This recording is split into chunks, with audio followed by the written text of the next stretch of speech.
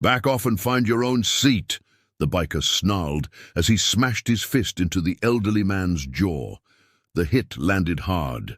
Blood began to drip down the side of the old man's face, but somehow he stayed on his feet.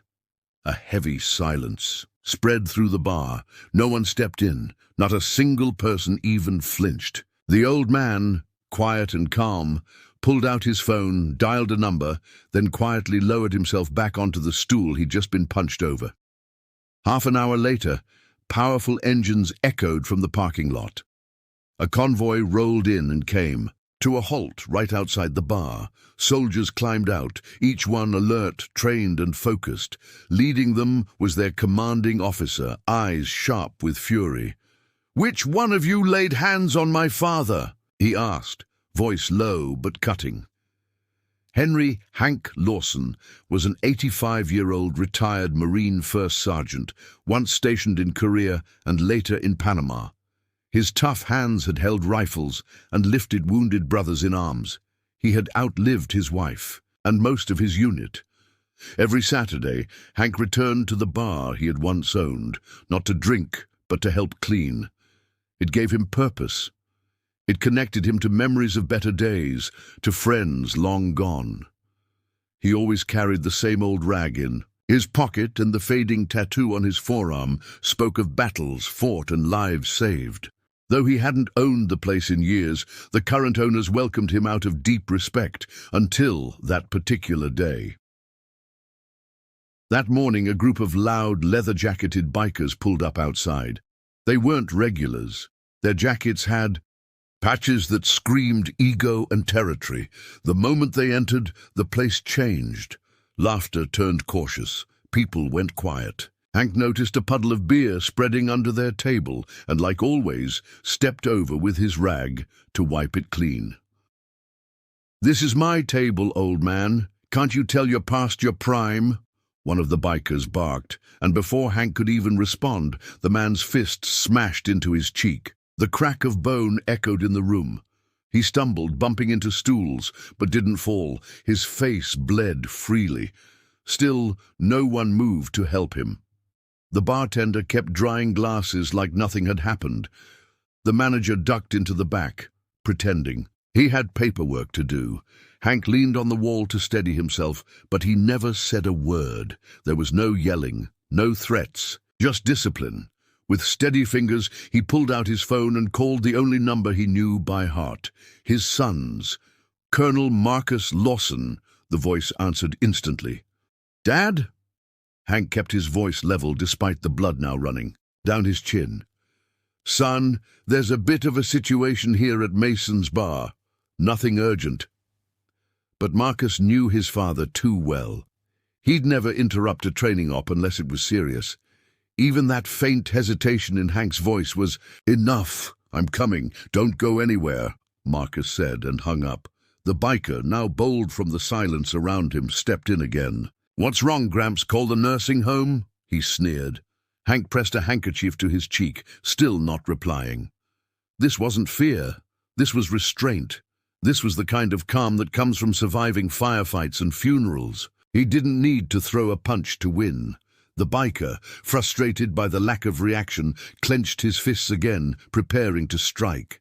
Finally, the bar manager emerged and approached, not to stop the biker, but to quietly tap Hank on the shoulder. "Mr. Lawson, maybe it's best you head out, just to keep the peace." Hank looked at him with silent disappointment. This same young man had once been a dishwasher under Hank's mentorship. He said nothing. He just nodded, walked outside, and sat on a bench just beyond the bar doors. Blood still marked his cheek, his cloth still clutched in one hand, the phone in the other. He made one more call, this time to a contact at his old Marine unit. "Just confirming," he said plainly, "that the security feed is still active." The young officer on the other end recognized his voice immediately. "Yes, sir, First Sergeant. We'll retrieve the footage right away." Back at Fort Campbell, Colonel Marcus Lawson had been reviewing mission plans when his personal phone lit up with a code gray alert. "Father assaulted." He stood up instantly. His instincts clicked into place like muscle memory. "Prep the Vehicles, he ordered his team. This isn't a drill. His executive officer paused. Sir, are we classifying this as official deployment? Marcus looked straight at him. No, this is personal, but we're treating it with the same seriousness as any mission we've ever executed.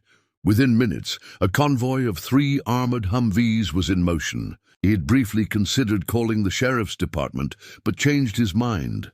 This wasn't about pressing charges. It was about drawing a line in the sand. Some things couldn't be left to paperwork. Back at the bar, Hank remained seated, eyes scanning the street, waiting. He didn't look worried, he looked focused. Inside, the bikers mocked the silence. One laughed. Old man probably went home to cry. Others joined in. The regulars kept their heads down, pretending not to hear. One of the younger waitresses whispered to another, "Shouldn't someone go check on him?" The other shook her head. Not worth the trouble. That attitude of looking away instead of standing up, that's what Hank had spent his life fighting against. Not in uniform, but in everyday life. When he called his son, it wasn't out of weakness.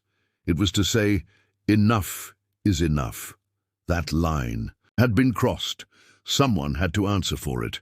Before we continue the story, if you're new here, please consider subscribing to our channel. It really helps us keep making stories like this. Exactly 30 minutes after Hank's call, the roar of heavy engines silenced the laughter inside the bar. Every biker stopped mid-sentence. The ground shook slightly as the armored convoy pulled up outside. Leading the charge was Marcus himself, stepping out in full uniform, flanked by 8 highly trained operators. No weapons in sight. They didn't need them. Marcus pushed the doors open and scanned the room. "Who laid hands on First Sergeant Henry Lawson?" he asked. The air inside turned dense. The bikers froze, exchanging uncertain glances. That bravado. Gone. One of Marcus's men projected video footage directly onto the bar's main wall. The punch, the blood, the stunned silence, it was all there. The video footage played in crisp detail. The punch, the flinch, the way Hank staggered back, and the cold stillness of every single witness. No one in the room could look away. The proof was undeniable. Colonel Marcus Lawson turned his eyes toward the bar manager. "That man you sent outside built this place with his own 2 hands, he said, his voice calm but firm. "He's not just some old guy who showed up for nostalgia. He's my father." Marcus wasn't yelling. He didn't need to. His military tone carried more weight than any raised voice could. Those who had served under him knew that tone well. It meant business. But beneath the control, those who knew him personally could, and feel something else: fire, fury, and deep, unwavering respect. The biker who had landed the punch started to backpedal. "I didn't know who he was," he mumbled.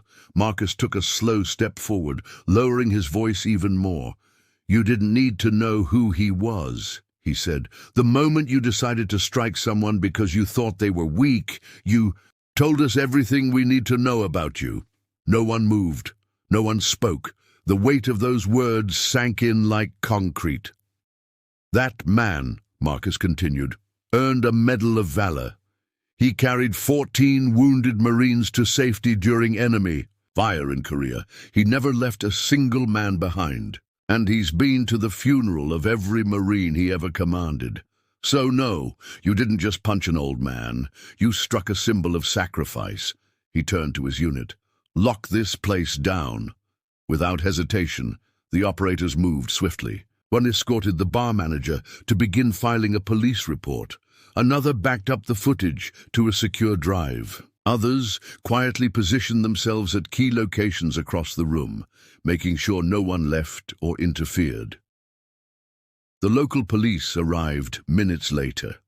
They were stunned to find the situation already under control, professionally, cleanly, without chaos. The officers took the biker into custody. His hands were cuffed, his head low, the swagger completely gone. Outside, Marcus approached the bench where his father still sat. Hank looked up, surprised to see the soldiers behind him. Marcus came to a full stop, stood at attention, and saluted. Then he stepped forward and hugged his father tightly. "You didn't have to come all the way down here," Hank said, keeping his tone light despite the bruise on his cheek. "I didn't do it because I had to," Marcus replied. "I came because it was right." One by one, each member of the Special Forces team stepped forward and saluted Hank. Some of them didn't even know who he was when they arrived, but they knew what he represented now, and that was enough. Hank returned each salute.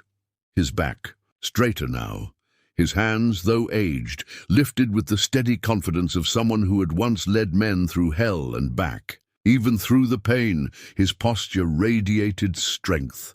Muscle memory from decades of discipline kicked in. His quiet dignity demanded respect without asking for it. By then, a crowd had gathered outside. Neighbors peeked from shop windows. Children whispered to their parents. Some even pulled out their phones to capture what was happening. A few of the locals asked questions, unsure why military vehicles were parked at a small-town bar.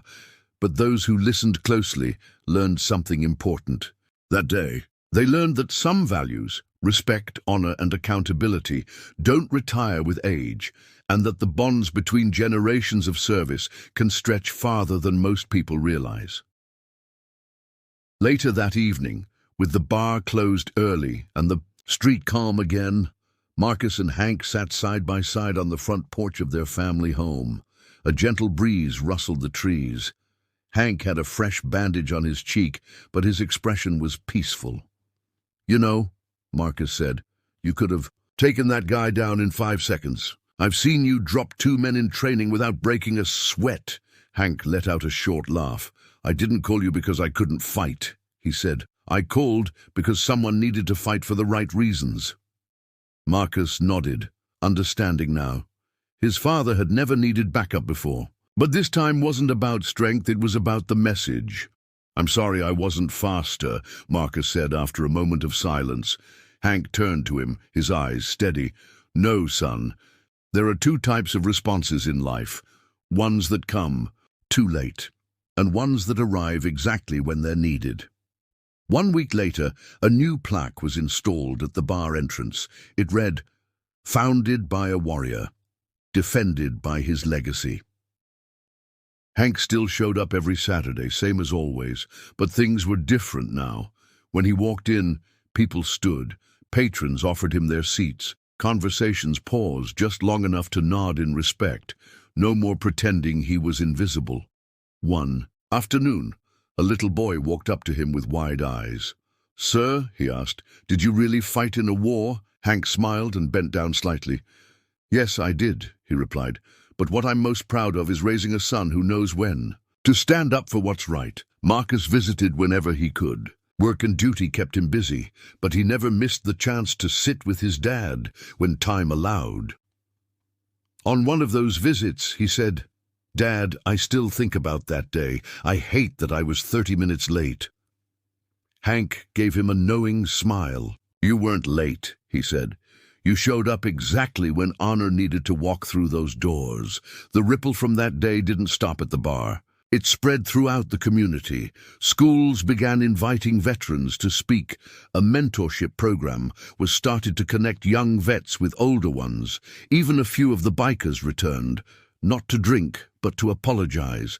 Some stayed to listen to Hank's stories, and for the first time they heard them without interruption.